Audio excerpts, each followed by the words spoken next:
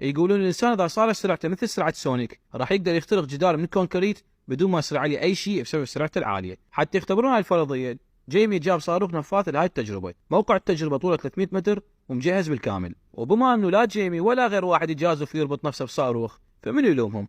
انا لو موجود هناك كنت تبرعت وربطونا بالصاروخ، لان تدرون بيوميه دعمتني بيجو. فجيمي جاب لعابه وربطها على الصاروخ. الصاروخ بالحقيقه صندوق خشبي متكون من 10 صواريخ بداخله. كل صاروخ يقدر يولد 4000 حصان، وهالشيء يخلي الصاروخ يمشي بسرعه 1200 كيلو بالساعة. ومجرد ما انطلقت الصواريخ اللعابة انصدمت بالحيط الكونكريت بسرعة 1200 كيلومتر بالساعة. طبعا الكل توقع انه اللعابة تفلشت نتيجة الاصطدام، بس بقى بها اثر بموقع الحادث. فمن اجوا يدوروا على اللعابة كل شيء ما لقوا، بس القاعدة مالت الصاروخ باقية. بالتصوير البطيء راح نشوف اللعابة انضربت بالحائط وصار مثل الشرارة مال الانفجار. وانا بصراحة خايف لان اللعابة عبرت الغير بعد او الغير كون واحنا ما ندري. كذب عمي، اللعابة صارت ميلاد قطعة بسبب الاصطدام المخيف اللي صار بسبب السرعة العالية. وهذا يثبت انه مهما